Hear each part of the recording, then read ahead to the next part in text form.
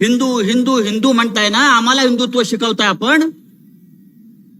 रोज काश्मीरी पंडितांवर, हिंदूंवर अतिरेक्यांचे भ्याड हल्ले होत आहेत. आणि गेल्या 2 महिन्यामध्ये 27 काश्मीरी पंडितांची, हिंदूंची घरात घुसून हत्या झाली. आणि सरकार नामर्दासारखं हातावर हात ठेवून बसलेलं आहे. हिंदुत्व आम्हाला शिकवतो काय? या काश्मीरी पंडितांचा गुन्हा काय? दिवसा ढवळ्या त्यांना मारलं जात आहे. काश्मीरची भूमी रक्ताने भिजली जात आहे. मी माननीय मुख्यमंत्री साहेबांना आवाहन करेन, संपूर्ण काश्मीर खोरं आणि काश्मीरचा हिंदू उद्धव ठाकरे साहेबांकडे अपेक्षेनं पाहताय. शिवसेना आम्हाला आधार देईल, माननीय उद्धव ठाकरे साहेब आम्हाला आधार देतील आणि या महाराष्ट्र आम्हाला पोटाशी धरेल, अशा प्रकारचा आक्रोश आणि अपेक्षा हजारो काश्मीरी पंडित आज करतायत. काश्मीरी पंडितांना आधार द्यायचं काम सर्वप्रथम हे हिंदुहृदय सम्राट बाळासाहेब ठाकरेंनी केलं. आणि तेच कार्य आपल्याला उद्धव ठाकरे साहेबांच्या नेतृत्वाखाली एक हिंदुत्वाचे रक्षण करते म्हणून आपल्याला पुढे न्यायचं आहे. छत्रपती संभाजीराजे बाजूला आहेत. त्यांचा बाणा कसा होता? त्यांच्याकडूनच आम्ही शिकलोय, प्राण जाय पर वचन न जाय. हिंदुत्वासाठी शिवसेना प्राण जाय पर वचन न जाई या एका धोरणानं काम करते. उठसूट शिवसेनेवरती हल्ले करण्याचं थांबवायला हवं, नाहीतर त्या हल्ल्याला त्याच पद्धतीनं उत्तर द्यायची ताकद या शिवसेनेमध्ये लक्षात घ्या. देशामध्ये असंख्य प्रश्न आहेत, पण त्या प्रश्नावर कोणी बोलायला तयार नाही. महागाई वाढलीये, त्या महागाईच्या झळा जनतेला बसतायत, पण मोदी शहाणा बसत नाहीत. 1000 रुपये स्वयंपाकाचा गॅस सिलेंडर, 1000 रुपये पेट्रोल डिझेल 100च्या वर. पण हे काय करतायत? महागाईवरती प्रश्न विचारले तर ज्ञानव्यापी मशिदीवर बोलतात. बेरोजगारावरती प्रश्न विचारले तर ताजमहालच्या खाली शिवलिंग शोधण्याचा प्रयत्न करतात. अरे, ताजमहालच्या खाली शिवलिंग शोधण्यापेक्षा तिकडे जे कैलास मानस सरोवर आहे, त्या कैलास मानस सरोवरावरती आमचे शिवजी महाराज बसलेले आहेत, शंकर महाराज तपाला बसलेले आहेत. आणि ते कैलास मानस सरोवर आजही चीनच्या ताब्यात आहे. हिंमत असेल तर ते कैलास मानस सरोवराचं शिवलिंग आमच्या ताब्यात द्या आणि मग इतर शिवलिंग शोधा. पण नाही, एवढी हिंमत त्यांच्यात नाही. या महाराष्ट्रामध्ये ठाकरे सरकारनं या देशाला एक जबरदस्त असं एक दिशा दिलेली. आणि मी सांगतोय की फक्त महाराष्ट्र नाही तर संपूर्ण देश आज माननीय उद्धव ठाकरे यांच्याकडे अपेक्षेनं पाहतोय. काश्मीर पासून कन्याकुमारी पर्यंत एकाच नेत्याचं नाव आज देशाच्या तोंडी आहे, ते म्हणजे उद्धव ठाकरे, उद्धव ठाकरे आणि उद्धव ठाकरे. या देशाचं नेतृत्व करण्याची क्षमता महाराष्ट्रामध्ये आणि उद्धव साहेबांमध्ये आहे. आज सकाळी मला किमान 10 काश्मीरी पंडितांचे फोन आले आणि त्यांनी सांगितलं की उद्धव साहेबांना आमच्या वतीनं साकडं घाला आणि आमचं संरक्षण करा, आम्हाला आधार द्या. ही आजची सभा ही हिंदुत्वाची गर्जना करणारी शिवसेनेची सभा आहे. ही आजची सभा ही महाराष्ट्राला शिवसेना काय आहे हे दाखवून देणारी सभा आहे. आणि ही आजची सभा एवढंच सांगते, हा जो भगवा ध्वज फडकतोय हा यापुढे अनंत काळापर्यंत या महाराष्ट्रावर आणि मराठवाड्यावर फडकत राहील हे दाखवून देणारी आजची सभा आहे. आपण माननीय उद्धव साहेबांच्या मागे ठामपणे उभं राहू आणि महाराष्ट्र राज्य मजबूत करू, हे महाराष्ट्र राज्य भगवं करू आणि हा देशही भगवा करू, हे सांगणारी आजची सभा आहे. इतकंच तूर्त सांगतो आणि आपली रजा घेतो. जय हिंद, जय महाराष्ट्र. यानंतर मी महाराष्ट्र संभाजीनगरचे पालकमंत्री मान्य सुभाषजी देसाई साहेब यांना विनंती करेल की मान्य पक्षप्रमुख मुख्यमंत्री उद्धवजी ठाकरे साहेब यांचं या संभाजीनगरचे सुप्रसिद्ध हिमरू शॉल देऊन आणि जे छत्रपती शिवरायाचं स्मारक संभाजीनगरात उभं झालेलं आहे ते स्मारकाची प्रतिकृती देऊन मान्य उद्धवजी ठाकरे साहेबांचं स्वागत सुभाष देसाई साहेब आणि विनोदजी घोसाळकर साहेब हे करतील. त्यानंतर मी त्यांनाच विनंती करेल की आपण दोघांनी ही हिमरू शॉल आहे संभाजीनगरात तयार झालेली, संजय राऊत साहेब यांचं हिमरू शॉल आणि स्मृतिचिन्ह देऊन स्वागत करावं.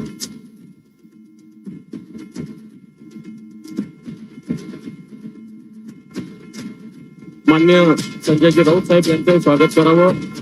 यानंतर मी विनंती करेन चंद्रकांतजी खैरे साहेब शिवसेना नेते यांनी मान्य उद्धवजी ठाकरे साहेबांचं स्वागत करावं. या ठिकाणी 3 जणांचा पक्ष प्रवेश होईल पक्ष प्रमुखांच्या हस्ते. जिल्हा परिषद सदस्य भारतीय जनता पार्टीचे वाळूज सर्कलचे रामदास परोडकर,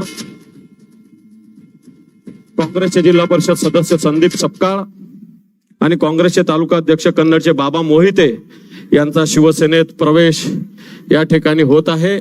मी त्यांना व्यासपीठावर येण्याची विनंती करतो. रामदास परोडकर भारतीय जनता पार्टीचे जिल्हा परिषदेचे सदस्य,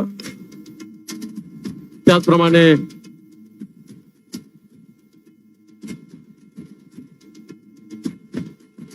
डायस या इकडे बाबा मोहिते, रामदास परोडकर, संदीप सपकाळ या 3 जणांचा प्रवेश होत आहे.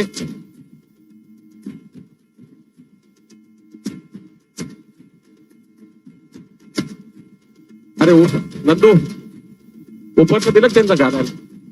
अरे यांचा प्रवेश संदीप सपकाळ चिंचोली जिल्हा परिषदचे सदस्य, रामदास परोडकर वाळूज जिल्हा परिषदचे सदस्य आणि काँग्रेसचे कन्नडचे तालुकाध्यक्ष बाबा मोहिते. मी यानंतर एक अवलिया शिवसैनिकाला या ठिकाणी निमंत्रित करतोय. जरा कृपया सगळ्यांनी बसून घ्यावं. सगळ्यांनी बसून घ्यावं. त्या शिवसैनिकाचं नाव आहे अंकुश पवार. या अंकुश पवार 2009 पासून मान्य उद्धवजी ठाकरे साहेब या महाराष्ट्राचे मुख्यमंत्री व्हावे म्हणून राम नाम लिहितात आणि यातनी आतापर्यंत 6,75,00,000 वेळेस श्रीरामाचं नाव लिहिलेलं आहे. तेही उद्धवजी मुख्यमंत्री व्हावेत म्हणून मी त्यांचं स्वागत महाराष्ट्राचे मुख्यमंत्री शिवसेना पक्षप्रमुख उद्धवजी ठाकरे साहेब यांना विनंती करतो. हीच शिवसैनिक शिवसेनेची खरी ताकद आहे. या शिवसैनिकाचं स्वागत स्वतः मुख्यमंत्री करतील. यांनी 6,75,00,000 ज्यावेळेस कोणाच्याही ध्यानीमनी नसेल की मान्य उद्धवजी ठाकरे साहेब मुख्यमंत्री होतील, त्यावेळेस यांनी संकल्प केलेला आहे की या शिवसैनिकांनी उद्धवजी ठाकरे साहेब मुख्यमंत्री व्हावे. 6,75,00,000 वेळेस यांनी श्रीरामाचं नाव लिहिलेलं आहे. असा हा शिवसैनिक आहे अंकुश पवार. या अंकुश पवाराचं स्वागत प्रत्यक्षात शिवसेनेचे पक्षप्रमुख माननीय उद्धवजी ठाकरे साहेब करतायत.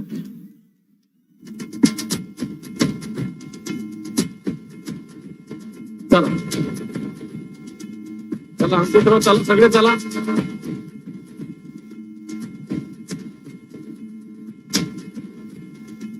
आणि यानंतर मला असं वाटतं फक्त संभाजीनगर नव्हे, हे मैदान नव्हे, हा महाराष्ट्र नव्हे, तर देशातील जनता, देशातील जे टॉप 5 मुख्यमंत्री त्यातले टॉप मुख्यमंत्री शिवसेनेचे पक्षप्रमुख आज एक हिंदुत्वाचा हुंकार या महाराष्ट्राला नव्हे तर देशाला देण्यासाठी या संभाजीनगरात आलेले. मी त्यांना विनंती करेन की या विराट फक्त या मैदानावर नव्हे तर अन्य ठिकाणी सुद्धा या शहरात 10 ठिकाणी LED लावलेले आहेत. या ठिकाणी सुद्धा लाखो लोक बसलेले. मी मान्य उद्धवजी ठाकरे साहेबांना विनंती करेल की आपण या विराट सभेस मार्गदर्शन करावं. माननीय उद्धवजी ठाकरे साहेब. छत्रपती शिवाजी महाराज की जय भवानी.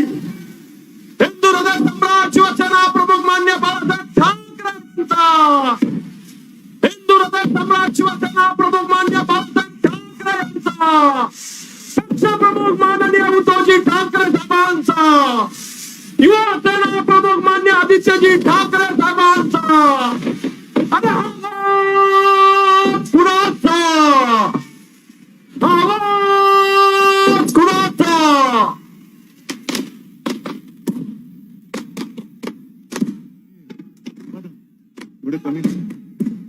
समोरचे लाईट जरा कमी करायचे. लाईट्स जे साहेबांच्या डोळ्यावर येतात ते लाईट्स. हा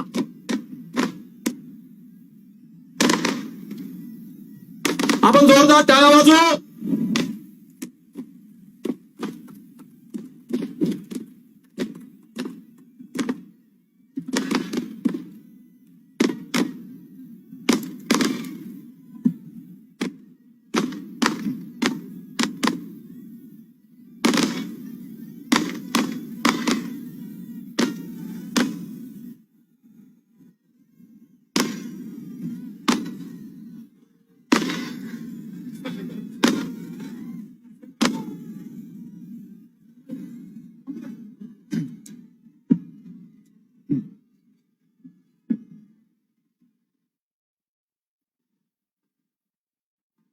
जमलेल्या माझ्या तमाम हिंदू बांधवांनो, भगिनी आणि मातांनो,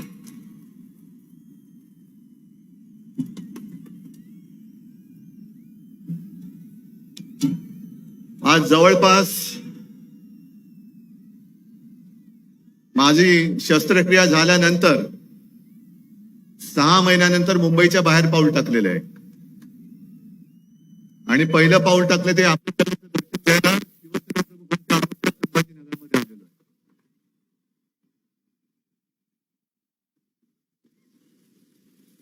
जिथे जिथे नजर जाते तिथे लोकच लोक आहेत. आणि आज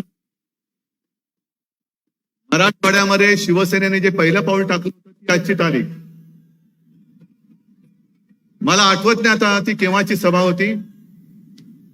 कदाचित जी संभाजीनगरची पहिली महापालिका आपण जिंकलो होतो 87-88 साल असेल, 88, आणि याच मैदानात सभा झाली होती. मी व्यासपीठावर तर सोडून द्या, पण बाजूच्या कुठल्या तरी एका इमारतीच्या गच्चीतून सभा पाहत होतो आणि माझा विश्वास बसत नाही. एवढी वर्ष झाली, एवढा काळ उलटला, पण आज सुद्धा मैदानाचा कोपरा आणि कोपरा गच्च भरलेला आहे. तोच उत्साह, तोच जल्लोष, तोच भगवा. कुठे काही कमी नाही, उलट वाढतंय. अजून मी येताना रस्त्यावरनं शिवसैनिकांच्या झुंडीच्या झुंडी इकडे येतात. आता बसणार कुठे? जागा नाही, नसतेच आपल्याकडे. आता मैदानच पुरत नाही, अशी आपली ताकद वाढत चाललेली आहे. पण मी मनापासून बोलतोय की मी आज आपल्या रूपामध्ये तुळजाभवानीचं दर्शन घेतोय. त्याच आई जगदंबेनी ताकद दिलेली आहे, शक्ती दिलेली आहे, विचार दिलेला आहेत, आणि माझे मर्द साथी, सोबती, सवंगडी हे दिलेले आहेत. मी येताना एक काही काळ हॉटेलमधल्या टीव्हीवरती सभा बघत होतो, दृश्य बघत होतो, आकाशातून टिपलेली दृश्य. म्हणजे अक्षरशः देव सुद्धा आपली सभा कशी बघत असेल ते दृश्य मी बघून आलेलो आहे. असं हे दृश्य आहे. आणि मग खाली बातम्या चालल्या होत्या की थोड्याच वेळात मुख्यमंत्री सभास्थानी पोहोचणार, मुख्यमंत्र्यांची तोफ धडाडणार, मुख्यमंत्री कोणावर निशाणा साधणार. आता मला प्रश्न असा पडलाय की नेहमी शिवसेना प्रमुख सांगायचे की ढेकणे चिरण्याला तोफेची गरज नसते.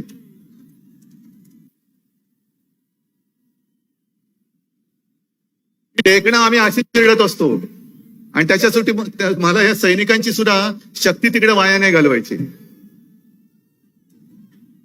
हे जे काय आपल्या समोर आता थोडं संजय राऊतनी सांगितलं, माझ्या आधी बरेच वक्ते बोललेत, आणि मला प्रश्न पडले की जे काय मी बोलणार आहे, तुम्ही बोलणार आहे, तुम्ही काय सांगता, तुमच्या आधीच्या वक्त्याने आम्हाला सांगून टाकलेलं आहे. काय भाषण, काय मुद्दे शिल्लक ठेवलेत की नाही मला कल्पना नाहीये.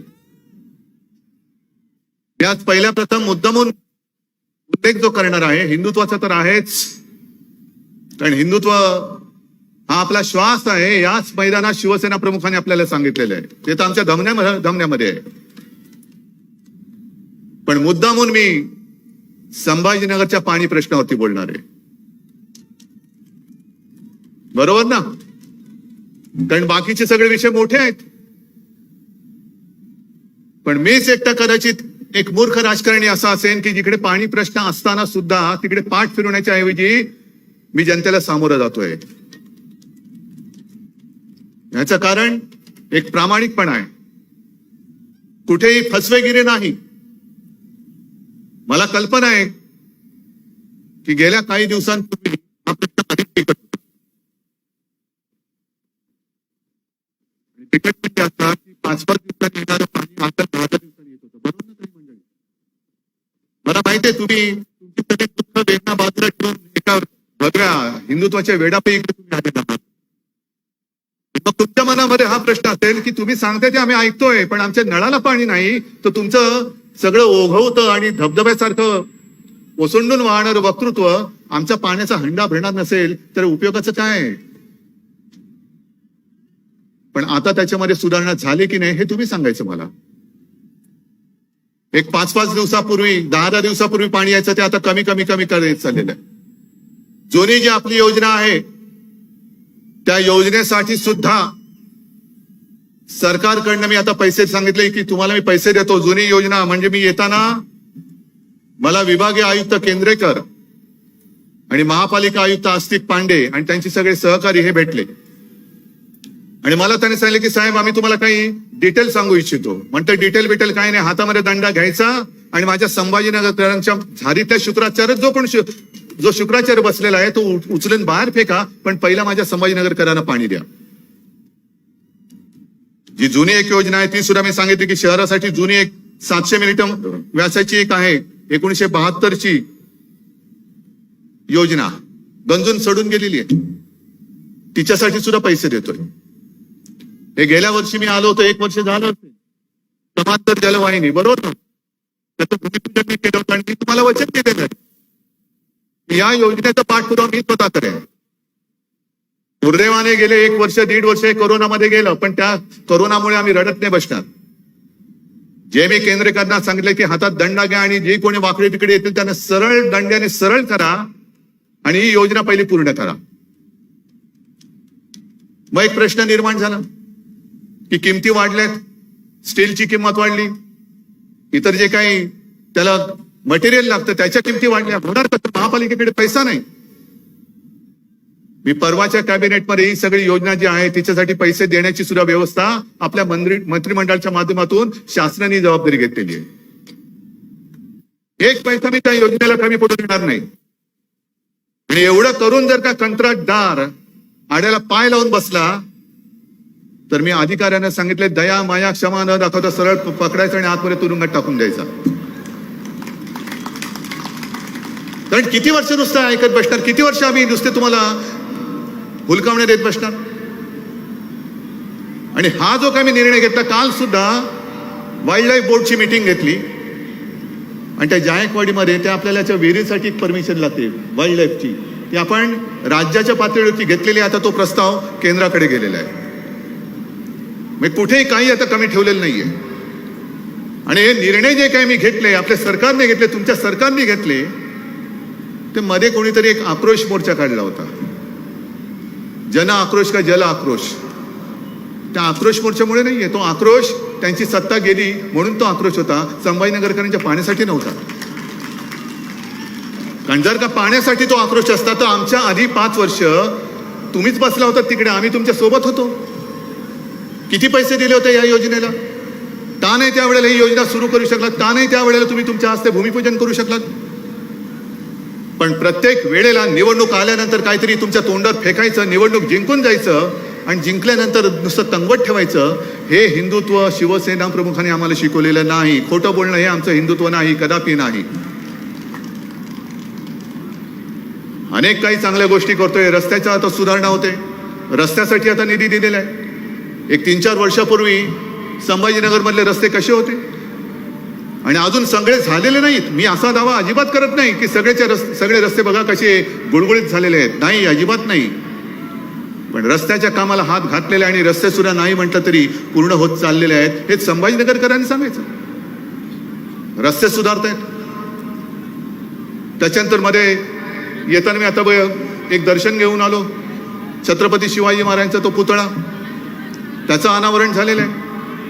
चांगला म्युझियम होतो आहे, मोठा ॲक्वेरियम होतो आहे, पर्यटनासाठी जंगल सफारी होते आहे. किती किती गोष्टी सांगायच्या. अगदी मेट्रोची सुद्धा जर का गरज लागली तर मेट्रोसाठी सुद्धा प्लॅन बनवण्याची सुरुवात ही आपण केलेली आहे. पण आपल्याकडे जी मेट्रो बनेल ती मेट्रो शहराचं विद्रुपीकरण करणारे नसेल. घाईघाईत आम्हाला निवडणुका जिंकायच्या आहेत, वाटेल ते करा, शहराची विल्हेवाट लागली तरी चालेल, पण मेट्रो झालीच पाहिजे. हे असं विध्वंसक विकास काम आमच्याकडनं आम्ही कधी केलेलं नाही आणि होऊ देणार नाही मी. जे जे काही काम आम्ही करू ते शहराची संभाजीनगराची शान वाढवणारी असेल आणि वाढवणारच काम हे आपलं सरकार केल्याशिवाय राहणार नाही. हे वचन तुम्हाला मी इथे सगळ्यांच्या साक्षीने संभाजीराजे आणि शिवरायाच्या साक्षीने तुम्हाला मी देतोय. मुद्दे बोलण्यासाठी सारखे बरेच आहेत. एक नेहमीचा मुद्दा आता काय होतं, सत्ता असताना सुचत नाही, मी मगाशी बोललो, आणि सत्ता गेल्यानंतर सगळ्यांचे एकदम अंगात येतं. हे संभाजीनगर कधी करणार, संभाजीनगर कधी करणार. विधानसभेमध्ये ठराव मंजूर झालेला आहे, कॅबिनेटने मान्यता दिलेली आहे. एक सुरुवात म्हणून माझ्या या संभाजीनगर विमानतळाचं नाव छत्रपती संभाजी महाराज विमानतळ करा असा ठराव आम्ही केंद्राकडे दिलेला आहे. का नाही होत आहे अजून? मग तुमच्याकडे काही दिलं का झाकून ठेवायचं आणि आम्ही काही नाही केलं तर बोंबलत सुटायचं? हा आक्रोश होऊ शकत नाही. जर तुमच्यामध्ये प्रामाणिकपणा असेल तर या शहराचं नुसतं नामांतर नव्हे, संभाजीनगर मी जेव्हा या शहराचं नामांतर करेन तेव्हा छत्रपती संभाजी महाराजांना आदर्श वाटेल, अभिमान वाटेल असं हे नगर करून दाखवेन. हे सुद्धा वचन मी तुम्हाला देतोय. नाहीतर नाव बदलायला काय आता मी बदलू शकतो, पण नाव बदललं आणि तुम्हाला पाणी नाही दिलं, नाव बदललं आणि खड्ड्याचे रस्ते दिले, नाव बदललं आणि रोजीरोटी नसेल,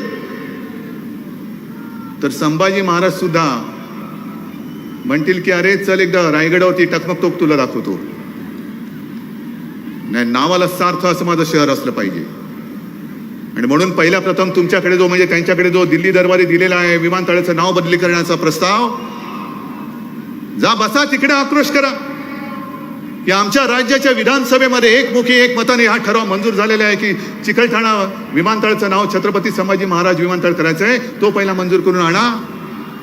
चला, आम्ही तुमचा सत्कार करतो, आम्ही तुमचा सत्कार करतो.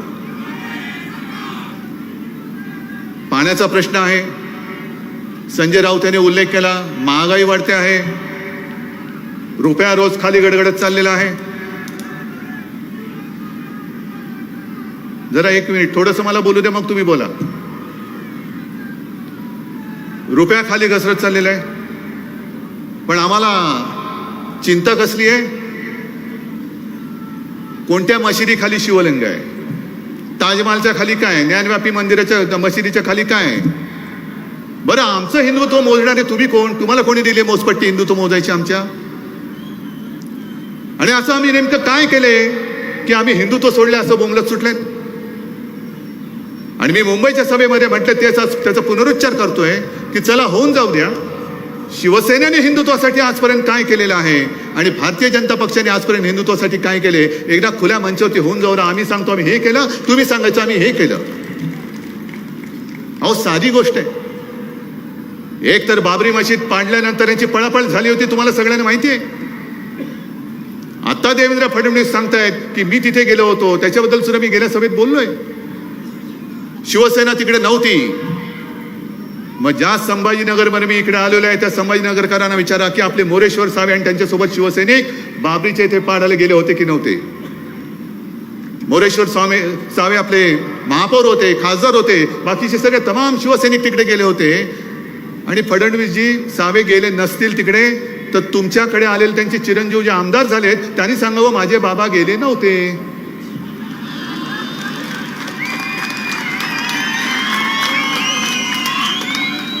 सांगावं, तुमच्याकडे आमदार झालेत, हिंदुत्वाच्याच मुद्द्यावर आमदार झालेत. मग त्यांना सांगा, त्या आमदारांना सांगा की बाबा तू ज्याची पालखी वाहतोस त्या फडणवीसांना सांग तुझे वडील तिकडे गेले होते की नव्हते. मग खरं खोटं काय ते होऊन जाऊ द्या. एक तर गेले नव्हते तर तसं सांगा माझे बाबा तिकडे गेले नव्हते, त्यांनी उगाच खोटं सांगितलं. आणि जर गेले असतील तर जाऊन ठामपणे देवेंद्रला सांगा तू कुठे होता, तुम्ही कुठे होतात माहिती नाही, पण माझे बाबा तिकडे गेले होते, तमाम शिवसैनिक त्यांच्यासोबत तिकडे गेले होते. कोणाला हिंदुत्व शिकवत आहे? बाबरी पडल्यानंतर अगदी आडवाणीजींचं स्टेटमेंट आहे, अटलजींचं स्टेटमेंट आहे, सुंदरसिंह भंडारींचं स्टेटमेंट आहे. हे काय अगदी शिवाजी महाराजांच्या आधीचा इतिहास नाही मी तुम्हाला सांगत, हा गेल्या काही वर्षांपूर्वीचा इतिहास आहे. आणि त्यावेळेला जर का शिवसेना प्रमुखांनी जबाबदारी घेतली नसती की जर माझ्या शिवसैनिकांनी बाबरी पाडली असेल तर मला त्यांचा गर्व आहे, ही जबाबदारी शिवसेना प्रमुखांनी घेतली नसती.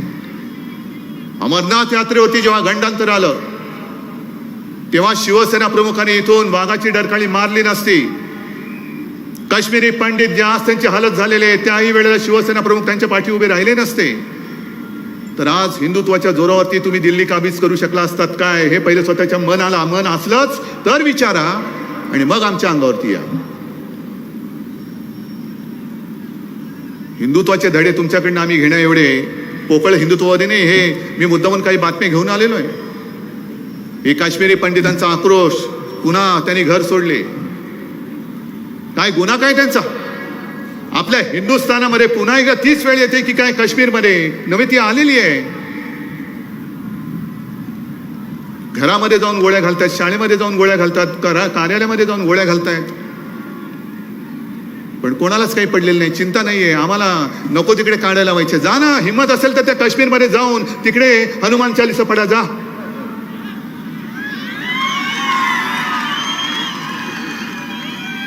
जा, उगाच कुठेतरी जाऊन ते दुधाचा अभिषेक काय करताय. हनुमान चालीसा नाही पडलं तर हिंदुत्व नाही. अरे हे नामर्दाचं हिंदुत्व आमच्याकडे नाहीये. मर्द असाल तर काश्मीरी पंडितांची पहिली रक्षा करा. जा तिकडे, हिंमत असेल तर तिकडे जा. आणि मी वारंवार सांगितलेले, ही शिवसेना म्हणे शिवसेना प्रमुखांची नाहीये, मग कोणाची? मी उद्धव ठाकरे म्हणून शून्य आहे, मध्ये बाळासाहेब हे नाव आहे म्हणून मी तुमच्या समोर आहे. उद्धव बाळासाहेब ठाकरे म्हणून तुम्ही माझ्यावरती प्रेम करता, म्हणून तुम्ही एवढे सगळे जण आज ही सभा माझे विचार ऐकायला तुम्ही आलात. उद्धव ठाकरे हा शूद्र आहे, पण त्या बाळासाहेबांनी जे आम्हाला हिंदुत्व शिकवलेलं आहे ते बरोबर आहे. त्याच्यावरनं आंदोलन सुरू झालं. आता काय सांगितलं बाळासाहेबांनी? मला देवळात घंटा बडवणारा हिंदू नको आहे, मला अतिरेक्यांना बडवणारा हिंदू पाहिजे. मग आज जे काय तुम्ही बसलेत, मला आठवते बाबरी मशिदीचं जेव्हा संपूर्ण ते आंदोलन चाललं होतं त्यावेळेला घोषणा काय होत्या? जो हिंदू हित की बात करेगा वही देश पर राज करेगा. करताय ना तुम्ही, तुमच्या मते हिंदू हिताची बात करताय ना, राज तर करताय. हिंदू हिताची बात कुठे? काय हिंदूंचं हित तुम्ही साधताय? बाबरी तुम्ही नाही पाडलीत, ती कोणी पाडली माहिती नाही. बाबरी बांधण्याचा निर्णय हा शिवसेना ओरडून सांगत होती की विशेष कायदा करा आणि तिकडे राम मंदिर बांधा. नाही धाडस केलं तुम्ही, कोर्टातनं तो आदेश आला म्हणून ते राम मंदिर उभं राहतंय.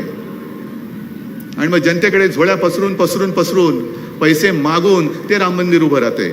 मग तुमचा हिंदुत्वासाठी नेमकी तुमची भूमिका तरी काय, कर्तृत्व तरी काय? मधल्या त्या सभेमध्ये मी जे बोललो, हो बोललोच मी. याचं कारण हिंदुत्व. आज सुद्धा मी येताना होर्डिंग्स बघितली, हिंदुत्वाचा हुंकार ऐकायला या. काय हिंदुत्वाचा हुंकार म्हणजे काय नेमकं आहे? हिंदुत्व म्हणजे नेमकं काय? आमचं हिंदुत्व हे राष्ट्रीयत्व आहे, हे राष्ट्रीयत्व आहे. आणि आज जे काय घडतंय, आज जे काय झालेलं आहे, भारतीय जनता पक्षाने पहिले त्यांचे जे बेलगाम सुटलेले प्रवक्ते आहेत त्यांच्या डोक्यात जर का मेंदू असेल, त्या मेंदूमध्ये काहीतरी अक्कल घातली पाहिजे पहिली. काय वाटेल ते बोलतायत, विरोधी पक्षाच्या नेत्यावरती बोलतायत. अजूनही माझा एक सुद्धा प्रवक्ता त्या भाषेमध्ये बोललेला नाही, पण बोलणारच नाही अशी आशा करू नका. जर तुम्ही आमच्यावरती वेळी वाकडी टीका केली तर कदाचित उद्या आमचा संयम तुटला तर तुमच्याच भाषेत, तुमच्याच शब्दात, तुमच्या नेत्यांवरती सुद्धा आमचे प्रवक्ते टीका केल्याशिवाय राहणार नाही, नव्हे प्रत्येक शिवसैनिक केल्याशिवाय राहणार नाही. पण आपण असं मानतो नव्हे ते आहेच की महाराष्ट्र ही साधू संतांची भूमिका आहे. काहीतरी संस्कार, हा जो भगवा आहे तो नुसता काहीतरी फडकायला बरं म्हणून घेतलेला नाही, तो म्हणून शिवरायांनी आणि शिवसेना प्रमुखांनी आमच्या हातात नाही दिला. हा वारकऱ्यांचा भगवा आहे, हा छत्रपतींचा भगवा आहे, होय हा हिंदूंचा आणि हिंदुत्वाचा भगवा आहे. आणि त्या भगव्या पाठी जे काही विचार आहेत, जे संस्कार आहेत, ते जर का आमच्या धमन्यांमध्ये भिनणार नसतील तर नुसता भगवा फडकून काही उपयोग नाही. म्हणजे इकडे हनुमान चालीसा बोलायचं आणि तिकडे जाऊन पलीकडे जाऊन शिव्या द्यायच्या, हे हिंदुत्व नाहीये. पण आज ते जे प्रवक्ते बेलगाम बोलत सुटलेले आहेत, पहिली गोष्ट मला एकाने सांगायचं की इतकी वर्ष शिवसेना प्रमुखांचे तुम्ही विचार ऐकत आलात. आपल्यापैकी काही जण त्याही वेळेला होते, आजही आहेत, व्यासपीठावरती आहेत. कधीही शिवसेना प्रमुखांनी इस्लाम किंवा मुसलमानाचा मुसलमान म्हणून द्वेष करा, त्याला तोडा फोडा झोडा, हे आपल्याला सांगितले कधी? सांगूच शकत नाही. कारण शिवाजी महाराज की जय म्हटल्यानंतर जय छत्रपती शिवाजी महाराज कुराण सापडल्यानंतर सुद्धा त्याचा मान ठेवत होते. ते संस्कार आमच्यावरती झालेले आहेत. आम्ही दुसऱ्या धर्माचा द्वेष करत नाही. अनेकदा शिवसेना प्रमुखांनी सांगितलेलं आहे की प्रत्येकाने आपला धर्म हा आपल्या घरात ठेवायचा आणि घराबाहेर जेव्हा आपण पाऊल टाकतो तेव्हा हा देश हाच माझा धर्म हे समजून बाहेर पाऊल टाकायचं. पण दुर्दैवाने म्हणा किंवा नाईलाजाने म्हणा, आम्ही ही भूमिका घेऊन बाहेर पडल्यानंतर जर कोणी त्याच्या धर्माचं वेळ घेऊन आमच्या अंगावरती आला तर मात्र आम्ही या देशातले कडवट हिंदू म्हणून, देशाभिमानी हिंदू म्हणून त्याच्या अंगावर गेल्याशिवाय राहणार नाही. पण आज एका भाजपच्या कोणत्या तरी प्रवक्त्याने त्या प्रेषिताचा अपमान केला. काय संबंध, काय तुमचा संबंध काय? आपल्या देवदेवतांचा अपमान कोणी करायचा नाही, तसंच त्यांच्याही करण्याची तुम्हाला काही गरज नाहीये. पण तो अपमान केल्यानंतर सगळे मिडल ईस्ट, अरब देश एकत्र झाले आणि त्यांनी आपल्या देशाला गुडघ्यावरती आणलं, माफी मागायला लावली. पंतप्रधान होय, राजकारणात वेगळं, राजकीय मतभेद असतील, मतभिन्नता असतील, नव्हे ते आहे, पण शेवटी माझ्या देशाचे पंतप्रधान आहेत, आपल्या देशाचे पंतप्रधान आहेत. त्यांचा फोटो कचरा कुंडीवरती लावला जातो आणि हे आम्ही नुसतं बघत बसायचं. कोणामुळे परिस्थिती आली? भारताने माफी मागायची, आपल्या हिंदुस्थानने माफी मागायची. काय देशाने काय केलंय? गुन्हा केलाय तो भाजपाने केलेला आहे. गुन्हा केलाय तो भाजपाच्या तीनपाट प्रवक्त्यांनी केलेला आहे. भाजपचा प्रवक्ता म्हणजे देशाचा प्रवक्ता होऊ शकत नाही. भाजपची भूमिका ही देशाची भूमिका होऊ शकत नाही. तुम्ही तुमच्या भूमिकेने जा पुढे. जनता पसरलेली इकडे, जनतेवरती न्याय निवडा सोपा. तुम्हाला काय निवडायचं ते निवडा. आणि आज मी तुम्हाला जाहीररित्या विचारतोय की ते ज्या भाजपच्या टीनपाट, होय मी मुद्दामून शब्द वापरतो, टीनपाट प्रवक्त्यामुळे आपल्या देशावरती नामुष्की उडवलेली आहे, हे तुम्हाला मान्य आहे का? हे तुम्हाला मान्य आहे? आपल्या देशाच्या पंतप्रधानांचा फोटो कचरा कुंडीवरती लावण्यात आला या एका व्यक्तीमुळे, हे तुम्हाला पटतंय? या अशा पद्धतीने तुम्ही जाणार असाल आणि तुमच्या मागे आम्ही फरफटत यावं, ही तुमची जर का भूमिका असेल तर सोडून द्या. हे कदापि होणं शक्य नाहीये. मी राष्ट्रीय स्वयंसेवक संघाबद्दल जे बोलत होतो की गेल्या सभेमध्ये मी बोललो की भारतीय जनता पक्षाने मध्ये एक सभा घेतली होती आणि सभेमध्ये सगळे भगवे टोप्या घालून आले होते. भगवे टोप्या कशाला? आम्ही हिंदू आहोत. का रे, तुझ्या वागणुकीत कळत नाही तू हिंदू आहेस का? भगवी टोपी घालून काय नमाज पडतोस की काय? भगवी टोपी घातली म्हणजे हिंदू होत नाही. टोपीमध्ये हिंदुत्व नसतं, डोक्यामध्ये हिंदुत्व असतं. आणि जर भगव्या टोपीत हिंदुत्व असेल तर संघ काळी टोपी का घालते? लोकांनी म्हटलं तुम्ही संघावरती का टीका केली? म्हटलं मी संघावरती टीका नाही केली, पण संघ त्यांची मातृसंस्था आहे. त्यांनी बघा ना आपलं काय कार्टिकाची वायत झाली. ती जे काय तुम्ही शिकवत आहात ते तुमची कार्टी समजून घेत नसतील आणि वायतासारखं वागत असतील तर तानाखाली वाजवायची की नाही हा अधिकार त्यांच्या मातृसंस्थेला आहे. आणि आज सुद्धा मोहन भागवतांनी जी एक भूमिका घेतलेली आहे, खरोखर चांगली भूमिका आहे की प्रत्येक मशिदीखाली शिवलिंग शोधण्याची गरज नाही. इतिहास कोणी पुसू शकत नाही. बरं वाटलं का? बरं वाटलं की आता आपण एका नाजूक परिस्थितीतून चाललेलो आहोत. करोनाने तर सगळा हाहाकार केलेलाच आहे. पुन्हा डोकं वर काढतोय की काय अशी भीती आहे. पण अर्थ गाडं जे आपलं रुळावरनं घसरलेलं आहे, नोकऱ्या गेलेल्या आहेत, शिक्षणाचा बट्ट्याबोळ झालेला आहेत, कारण लॉकडाऊन होता. पर्याय काय होता दुसरा? गुंतवणूकदार येत आहेत. आता सुद्धा मी अभिमानाने सांगेन, सुभाष देसाईजींनी सांगितलं असेल, गेल्या आठवड्यात जे गेले होते डावोसला, दुसऱ्या कोणत्याही राज्याच्या पवेलियन समोर नव्हती एवढी गर्दी आपल्या महाराष्ट्राच्या पवेलियन मध्ये होती. ऊर्जा आणि उद्योग या दोन खात्याने मिळून 80,000 कोटीचे सामंजस्य करार केलेले आहेत. गेल्या 2 वर्षात काही लाख कोटीचे सामंजस्य करार जे आपण केलेले आहेत त्यातले बरेचसे सामंजस्य करार हे कागदावरून आता जमिनीवरती उतरायला लागलेले आहेत. मग रोजीरोटी द्यायला पाहिजे, शिक्षण द्यायला पाहिजे. पंतप्रधान जे बोलले, पंतप्रधानांनी सुद्धा चांगलं सांगितलं. त्यांनी त्यांच्या कार्यकर्त्यांना मार्गदर्शन करताना सांगितलं की आपल्या देशामध्ये विरोधी पक्ष हा मूळ मुद्द्यांना बगल देऊन भलत्याच मुद्द्यावरती बोलतो आहे. म्हटलं बरोबर आहे, पण माननीय पंतप्रधानांकडे जाणीव नसेल की महाराष्ट्रामध्ये विरोधी पक्ष हा भारतीय जनता पक्ष आहे. आणि भारतीय जनता पक्ष हे सगळं काही नीट चाललं असताना कुठेतरी कोणाला तरी सुपारी देते, मग कोणाचा तरी भोंगामध्ये वाचतो, कोणाला तरी हनुमान चालीसामध्ये सुटतं, कोणतरी कुठे थडग्यावरती जाऊन डोकं टेकतं. म्हणजे सगळं व्यवस्थित चाललेलं आहे. इकडे सुद्धा काही मुसलमान शिवसैनिक आले असतील ना, आले असतील. आहात ना रे इकडे? का तुम्ही शिवसेनेत? का तुम्हाला माहित नाही हिंदुत्ववादी शिवसेना आहे? पण त्यांना कळलेलं आहे की हिंदुत्व शिवसेनेचं कसं आहे. जो एक उल्लेख मी 2-3 वर्षापूर्वीच्या दसरा मेळाव्यात केला होता ते मुद्दामून सांगतो. हिंदुत्व शिवसेनेचं कसं आहे हे पुन्हा एकदा सांगतो. जास्त पाठी जाण्याची गरज नाही. आज जे काश्मीरमध्ये चाललेलं आहे, प्रत्येक काश्मीरी पंडिताची टिपून टिपून हत्या होते आहे. असाच एका सैनिक होता, एक सैनिक होता. ठीक आहे, जरा थांब. असाच एक सैनिक होता आणि तो सैनिक आपल्या देशाकडनं लढत होता. अनेक अतिरेकी त्याने मारले होते. गनमॅन होता तो.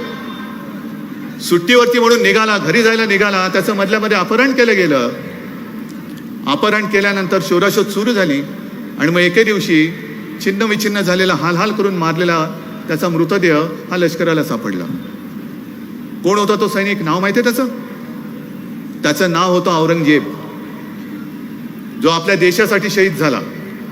काय म्हणायचं? छे तो आमचा नाही, मुसलमान होता. नाही, तो माझ्या देशासाठी लढला. जो हा देश माझी मातृभूमी समजतो, माझ्या देशासाठी जो मरायला तयार आहे, तो धर्माने कोणी असला तरी तो आमचा आहे. हे आमचं हिंदुत्व आहे. हे आमचं हिंदुत्व आहे.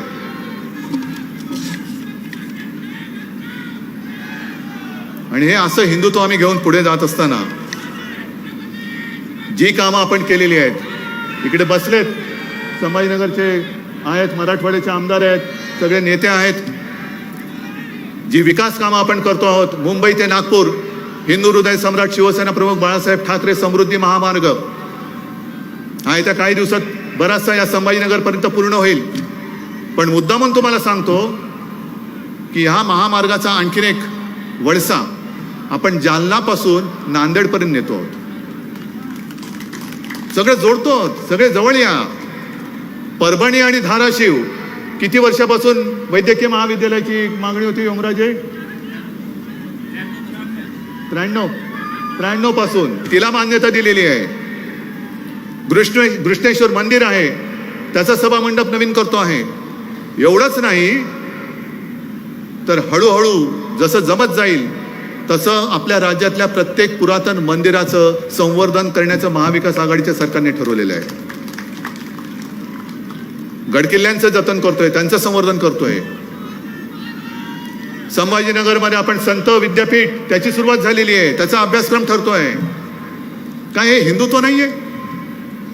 हे सगळे जे काय आम्ही करतोय, मंदिरांचं जतन करतोय, गडकिल्ल्यांचं जतन करतोय, संत विद्यापीठ, कधीतरी तुमच्या डोळक्यामध्ये असं विद्यापीठ स्थापन करण्याची कल्पना शिवली तरी होती? आज संत विद्यापीठ उभं राहत आहे, महाविद्यालय उभी राहत आहेत, नोकऱ्यांसाठी गुंतवणूकदार येत आहेत, महाराष्ट्र पुढे चाललेला आहे. पण हे बघवत नाहीये. कारण असंच जर का सुरू राहिलं तर 2.5 वर्ष तर अशीच झाली. तुमच्या सगळ्यांच्या आशीर्वादाने सरकारला 2.5 वर्ष झाली, विश्वास नाही बसत. रोज ज्यांच्या स्वप्नामध्ये उद्या सरकार पडणार, परवा सरकार पडणार आणि सरकार पडल्यानंतर मीच पुन्हा येणार, हे जे होतं त्यांना ते चिमटे काढून बघतायत की अरे 2.5 वर्ष झाली, ज्याला प्रशासनाचा काडीचा अनुभव नव्हता असा माणूस हा मुख्यमंत्री म्हणून बसलाय आणि बिनबोभाट नाही तर विकासाच्या दिशेने पुढे सरकवणारी, महाराष्ट्राला पुढे नेणारी ही 2.5 वर्ष झालेली आहे. पण मला तुम्हाला सगळ्यांना त्याच्यासाठी खास धन्यवाद द्यायचा आहे. कारण ही वाटचाल ही सोपी नव्हती आणि पुढची वाटचाल सुद्धा सोपी नाहीये. पण केवळ आणि केवळ तुमचं प्रेम, तुमचा आशीर्वाद आणि त्याहीपेक्षा मोठा तुमचा विश्वास. नाहीतर महाराष्ट्राचं मुख्यमंत्रीपद सांभाळणं, तेही काँग्रेस आणि राष्ट्रवादी सोबत, म्हणजे इतके वर्ष ज्यांच्या बरोबर आपण लढत होतो. आणि हे मी मागे सांगितलेले 25-30 वर्ष ज्यांना मित्र म्हणून आपण मांडीवरती बसलो होतं, तो आपल्या उरावरती नाचायला बघायला लागला. आणि ज्यांच्याबरोबर भांडत होतो त्यांनी आपल्याला मान सन्मान देऊन सरकारमध्ये महाराष्ट्राचा विकास करून घेण्याची आणि देण्याची ही संधी आणि साथ दिलेली आहे. म्हणजे जो मित्र होता तो एवढा हाडवैरी झालेला आहे आणि जे वैरी होते ते मित्र झालेले आहेत.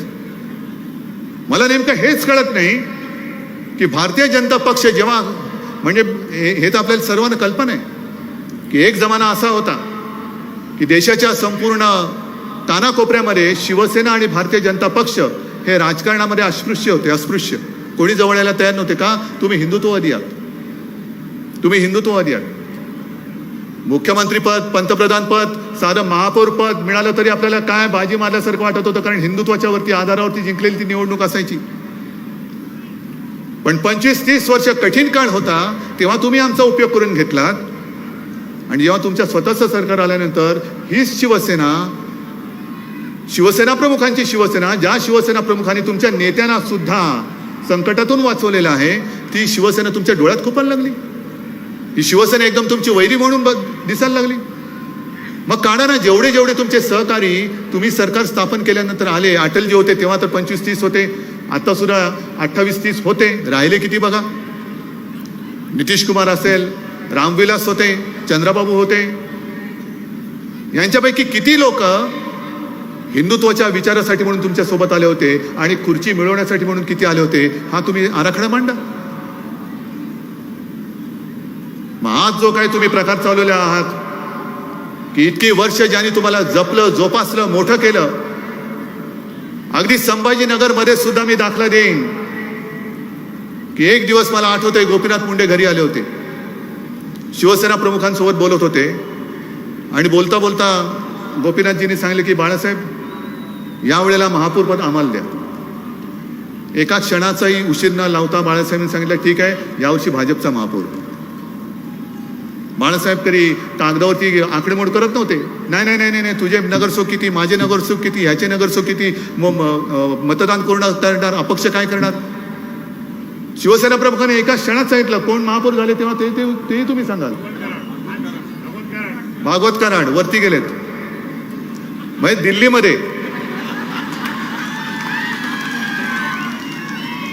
दिल्लीमध्ये गेलेत मंत्री म्हणून, गेलेत की नाही.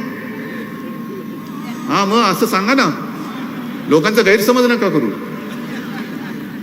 आता परवाच्या दिवशी म्हणजे गेल्या आठवड्यामध्ये एक माननीय पंतप्रधानांनी व्हिडिओ कॉन्फरन्स ठेवली होती प्रधानमंत्र्यांच्या ज्या काही योजना आहेत त्यांचा एक आढावा घेण्यासाठी.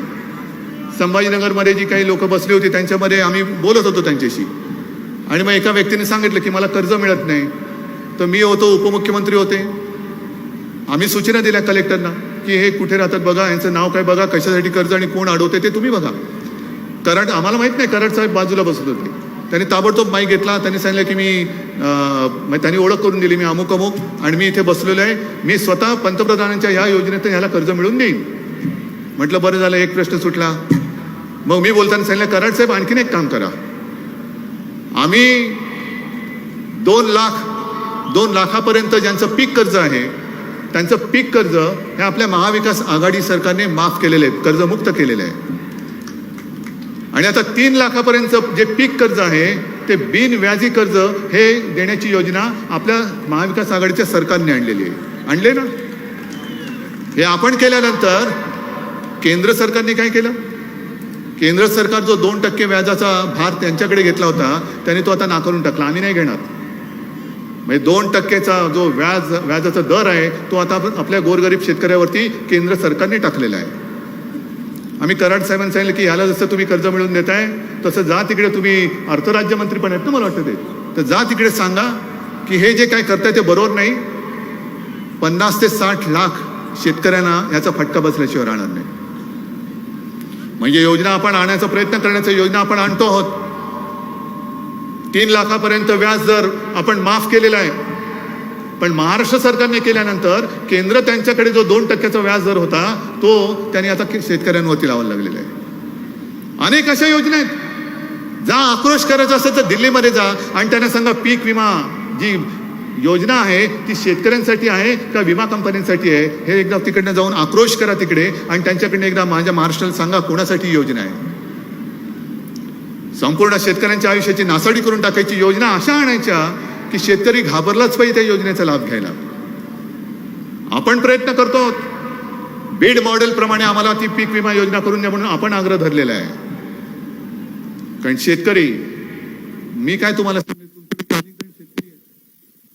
माझ्या वेळेला अवकाळी पाऊस येतो, अतिवृष्टी होते, सततधार येते, दुष्काळ पडतो, त्यावेळेला आम्ही सगळे तुमच्या बांधावरती येतो. रडू नको, असं करू नको, तसं करू नको. मग तुम्ही भांडता, भुलता तुम्ही आणि तुम्ही मतं देता. मतं दिल्यानंतर आम्ही खुर्चीत बसलो का कोण शेतकरी, कसला शेतकरी, ही अशी वृत्ती ही आम्हाला आमच्या हिंदुत्वामध्ये माफ करणारी वृत्ती नाहीये. आम्ही जे आहोत आम्ही शेतकऱ्याला बांधील आहोत. निवडणुका आल्यानंतर भूलथापा मारायच्या आणि निवडून आल्यानंतर हे असं म्हणे निवडणुकीत बोलायचंच असतं. आता तुम्ही मला सांगा हो, अच्छे दिन कब आएंगे विसरलात की लक्षात आहे तुमच्या? जाताय विचारायला अच्छे दिन कब आएंगे, तुम्ही सांगितलं तर अच्छे दिन आएंगे, कब आएंगे, काय नाही, झटकून टाकायचं. आणि मग निवडणुका आल्यानंतर नको त्या खपल्या काढायच्या, पुन्हा एकदा धर्माची आफूची गोळी द्यायची आणि धर्माच्या नावावरती मतं मिळून सत्तेवरती यायचं. मतदार मेला तरी चालेल, निवडणूक आल्यानंतर पुन्हा बघू, पुन्हा काहीतरी कोणती तरी मशीद पाडू, कोणती तरी आणखीन काहीतरी काढू, की पुन्हा तुम्ही सगळे आमच्या मागे. ही जी काय थेरं चाललेली आहेत, या थेरावरती मी पंतप्रधानांना सांगेन की तुम्ही जे बोललात ना की मुद्दे भरकटवले जात आहेत, चला आमची तयारी आहे. देशाच्या स्वातंत्र्याचा आझादी का अमृत महोत्सव सुरू आहे.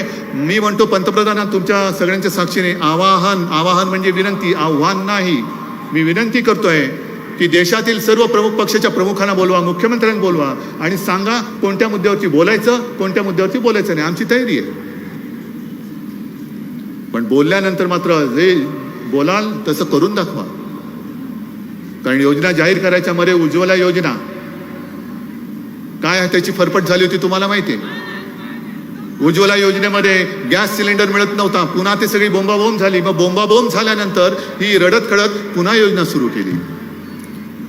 पेट्रोल आणि डिझेलचे दर एवढे वाढवायचे, मग आक्रोश सुरू झाला की थोडंसं कमी करायचं. मला आठवते मागे एक राजेश खन्नाचा पिक्चर होता, बहुतेक त्याचं नाव आज का MLA असेल माहिती नाही मला, पण तो असेल. राजेश खन्ना मुख्यमंत्री म्हणून दाखवलंय आणि राजेश खन्ना आणि मुख्यमंत्री बसलेत आणि बाहेर काहीतरी गडबड होते. मग राजेश खन्ना ते मुख्यमंत्री विचारतात, क्या चल रहा है, कौन है उधर? मग त्यांचा सेक्रेटरी होऊन सांगतो, नाही साहब वो शहर के व्यापारी मिलना चाहते. अच्छा बुलाओ उनको. व्यापारी म्हटलं तर बोलावं लवकर. क्या चाहिए, क्या चाहते? नाही अमुक ह्याचे भाव आम्हाला वाढवून पाहिजेत. किती पाहिजेत? नाही आम्हाला 25 रुपये आहेत ते 50 रुपये करून पाहिजेत. तर ते सचिवाकडे बघतात, तर साहब ऐसे करेंगे तो लोग तो रस्ते पे उतर कर आएंगे, 25 का 50 कैसे चलेगा? अरे कुछ नहीं, 100 रुपया कर दो. सगळे गार होतात, व्यापारी पण उडतात, सेक्रेटरी उडतात. असं कसं? अहो 25चं 50 केलं तरच लोक रस्त्यावरती उतरणार आहेत, तर तुम्ही 50चं 100 करताय. लोक रस्त्यावरती येतील, काय सांगायचं त्यांना? ते मुझे पता है, लोग रस्ते पे आएंगे, आने दो. फिर मुझे मिलने आएंगे, आने दो. फिर मैं आपको बुलाऊंगा. फिर लोग बोलेंगे ये 25 रुपए का दाम इन्होंने 100 रुपया किया, तो मैं कहूंगा कि 100 रुपया नहीं चलेगा, आप 50 कर दो. काय कळलं तुम्हाला? म्हणजे जेवढे तुम्हाला पाहिजे तेवढे मी देतो, पण त्याचे डबल करा. म्हणजे मग ते सगळे बोंबाबोंब झाले का मी अर्धे केल्यासारखं दाखवेल. म्हणजे मुख्यमंत्र्यांनी भाव अर्धे केले, मग तुम्ही खुश, व्यापारी खुश, आम्ही खुश. पण मी तसं करणार नाहीये. मी पेट्रोल डिझेलचे दर कमी करणार वगैरे या सगळ्या गोष्टी आहेत त्या वेगळ्या आहेत. पण आपल्या सरकारने संभाजीनगरच्या पाणीपट्टीचे दर कमी केलेत, हे तुम्हाला माहिती आहे का? येत्या 15 दिवसात त्याची अंमलबजावणी सुरू होईल. झाले ना? तुमचा गुंठेवारीचा प्रश्न सुटला की नाही सुटला? कारण मीच इकडे येत होतो आणि प्रत्येक सभेत गल्लोगल्ली जाऊन सांगत होतो गुंठेवारीच्या तिथल्या विभागामध्ये की आमच्या हातामध्ये सत्ता द्या, आम्ही गुंठेवारीचा कायदा रद्द करू. तुम्ही देत होतात सत्ता, महापालिका देत होतात, पण महापालिकेच्या आवाक्याच्या बाहेरचं होतं ते. मी मुख्यमंत्री झाल्यानंतर मी दिलेल्या वचनाला जागलेलो आहे. गुंठेवारीचा प्रश्न सोडवलेला आहे, पाणीपट्टीचा त्याचा दर कमी केलेला आहे, छत्रपतींचा पुतळा मोठा उभा झालेला आहे, ॲक्वेरियम तयार होतोय, पर्यटन जंगल सफारी सुरू होते, कितीतरी गोष्टी आपण करतो. रस्ते तर तुम्ही येत्या काही वर्षात बघाल, 1-2 वर्षामध्ये बघाल की पूर्वीचे रस्ते असतील त्याचे फोटो मुद्दामून जतन करून ठेवा. पूर्वीचे रस्ते कसे होते आणि महाविकास आघाडीच्या सरकारने रस्ते आम्हाला कसे दिलेले आहेत. हे सगळं चहूबाजूने विकासाचं काम होतंय. मधल्या काळामध्ये देसाई साहेबांसोबत मी ऑरिक सिटीला गेलो होतो. 5 स्टार मी ऐकलं होतं, 5 स्टार MIDC, 5 स्टार MIDC आहे. हे सगळं करतोय, कोणासाठी करतोय? तुमच्यासाठी करतोय.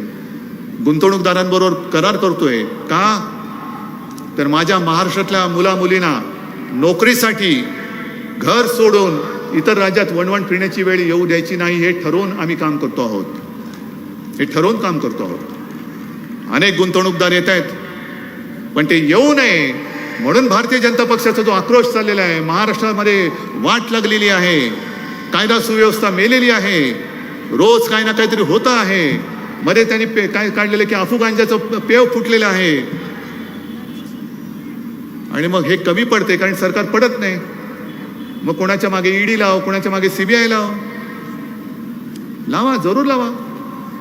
पण इकडे ईडी आणि सीबीआय लावण्यापेक्षा काश्मीरमध्ये जे पंडितांना गोळ्या घालतात त्यांच्या तिकडे त्या धाडी टाका ना जरा. ईडी आणि सीबीआयच्या धाडी तिकडे टाका. हिंमत असेल तर त्या अधिकाऱ्यांनी तिकडे जाऊन दाखवावं.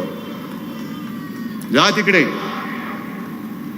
पण संताप कुठे येतो, चीड कुठे येते की काश्मीरमध्ये जे पंडित भयभीत होऊन आता एकत्र होत आहेत आणि घर सोडतायत, कोणी एक मायेचा पूत त्यांच्या बाजूने बोलायला तयार नाही. सगळे प्रवक्ते तोंडात बोळे कोंबून हे गप्प बसलेले आहेत. एका तरी प्रवक्त्याने भाजपच्या या विषयावरती कधीतरी दातखिळी उचकटली त्याची. मग शिवसेना प्रमुखांचा पुत्र होय महाराष्ट्राचा मुख्यमंत्री म्हणून मी त्यांना सांगितलेलं आहे, तुम्हाला जे जे लागेल, जे जे आम्हाला करता येणे शक्य आहे ते आम्ही तुमच्यासाठी केल्याशिवाय राहणार नाही. हे माझं वचन आहे तुम्हाला. कोण आहेत ही लोक? काय पाकिस्तानातून येते? इथे येऊन बांगलादेशी राहू शकतात, तर माझ्याच देशातले काश्मीरी पंडित आणि काश्मीरचे नागरिक हे जर देशभर येणार असतील, पहिले येण्याची वेळ काय येते? कोणाचं ते अपयश आहे? हेच जर का केंद्रामध्ये दुसऱ्या कोणाचं सरकार असतं आणि भारतीय जनता पक्ष विरोधी पक्षात असता, तर भारतीय जनता पक्षाने काय केलं असतं? मला आठवत आहे ते दिवस, कुठेही अतिरेक्यांचा हल्ला झाल्यानंतर शिवसेना आणि भारतीय जनता पक्ष भारत बंद करत होती, महाराष्ट्र बंद करत होता. आपण तिरीबिरीने रस्त्यावरती उतरत होतो. काय कुठे काश्मीर, कुठे काय, पण आपण बंद करत होतो. ती एकजूट होती, ती हिंदुत्वाची एकजूट होती. आणि त्या मुठीमध्येच जो भगवा आम्ही तेव्हा पकडलाय तो आज सुद्धा फडकतोय. पण आज बंद नाही, काही नाही. महागाई वाढते, वाढू द्या, त्याच्याबद्दल कोणी ब्र काढायला तयार नाही. आणखीन एक आठवण मुद्दा म्हणून सांगतो की असाच एकदा भारतीय जनता पक्षाने भारत बंदचा नारा दिला. भारत बंद. आपण साहजिकच आहे, शिवसेना सोबत होती आणि शिवसेनेशिवाय भाजपामध्ये काय ताकद नाही बंद बिंद करण्याची, अजिबात नाहीये. पण नेमकं त्यावेळेला जो दिवस त्यांनी निवडला होता तो गणपतीच्या आगमनाचा दिवस होता.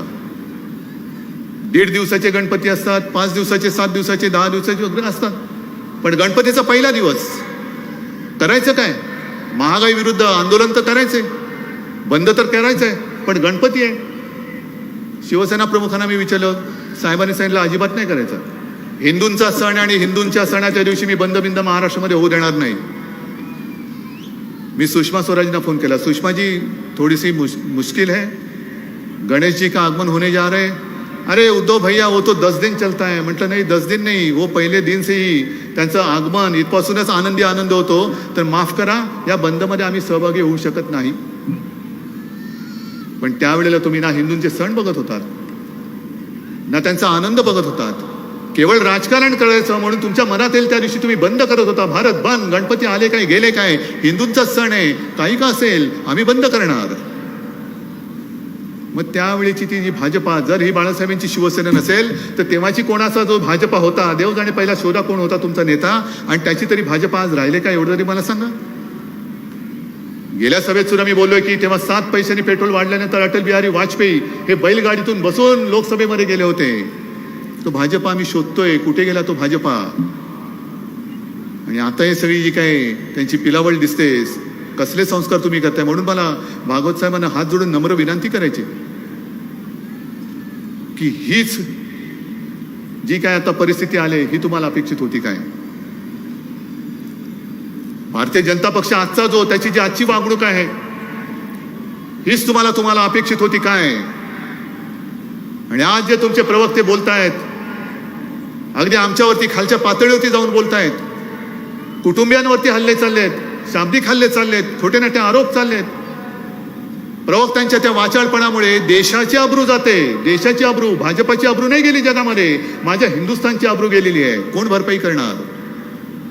आणि मग मागे जसं भारतीय जनता पक्षाने एक चौरासीली कॅम्पेन केलं होतं की हे वाढलं ते वाढलं, अमुक चालले तमुक चालले, कुठे नेऊन ठेवलाय महाराष्ट्र माझा. मग मला आज भारतीय जनता पक्षाला विचारतोय की तुम्ही ज्या दिशेने चाललेला आहात, ज्या पद्धतीने तुम्ही वागत आहात, अरे कुठे नेऊन ठेवणार आहात हिंदुस्थान आणि महाराष्ट्र माझा, कुठे नेऊन ठेवणार आहात? विचारा, भारतीय जनता पक्षवाले आले का विचारा, कुठे नेऊन ठेवणार आहात महाराष्ट्र माझा, कुठे नेऊन ठेवणार आहात हिंदुस्थान माझा? आणि ज्या पद्धतीने तुम्ही हल्ले करता, तुम्ही हिंदुत्वाला बदनाम करताय, शिवसेना बदनाम होऊ शकत नाही. कारण प्रत्येक वेळेला आपत्ती असो किंवा काही असो, रक्तदान करायचं असेल तर शिवसैनिकाच्या रांगा लागतात, तुमच्या कार्यकर्त्यांचे रागू शकत नाही.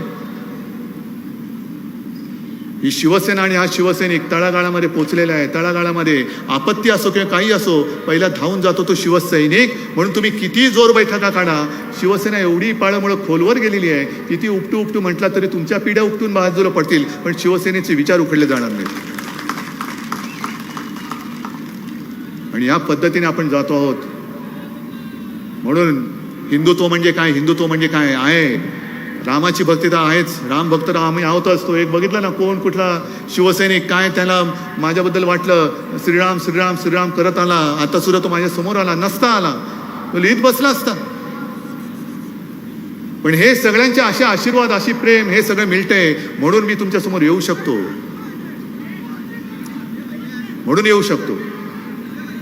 आणि म्हणून मला एकच सांगायचे की आमच्या हिंदुत्वाची मोजमाप घेऊ नका. आमच्या हृदयात राम जरूर आहे, पण जर आम्ही हाताला काम नाही दिलं तर त्या हिंदुत्वाला काडीचा अर्थ राहणार नाहीये. म्हणून हृदयात राम आणि हाताला काम, असंही आमचं हिंदुत्व आहे. पुन्हा एकदा सांगतो की आमचं हिंदुत्व हे गदाधारी आहे.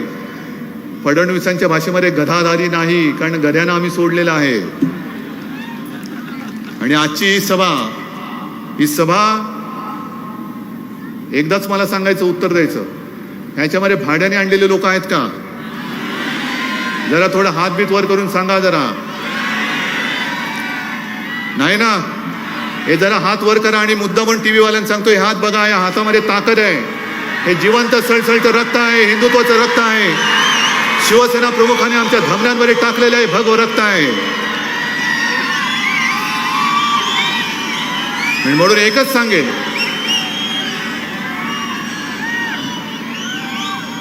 सांगेन की एक तर आमच्या अंगावर येण्याचा प्रयत्न करू नका, कारण आमचे हे सगळे जे हात आहेत हे ढेकणं चिरडण्यासाठी नाही आहेत, तर हिंदुत्वाचं रक्षण करणारे आमचे हात आहेत. जो या देशासाठी मरायला तयार आहे, जो या देशासाठीच जगायला तयार आहे, तो आमचा आहे. आणि त्यांचं रक्षण करणं हे आमचं काम आहे. आणि असं आमचं हिंदुत्व आहे. आपण सगळेजण इथे आलात, मी खरंच सांगतो की तुमच्या दर्शनाने माझ्यामध्ये 100 नव्हे तर लाख हत्तींचं बळ आलेलं आहे. आपले आशीर्वाद, आपलं प्रेम हे असंच कायम ठेवा, एवढीच एक नम्र विनंती करतो. जय हिंद, जय महाराष्ट्र. सगळ्यांनी उभा राहून राष्ट्रगीताने या सभेचा आपण समारोप करू. सामुदायिक राष्ट्रगीत होईल. राष्ट्रगीत आपण सगळे मिळून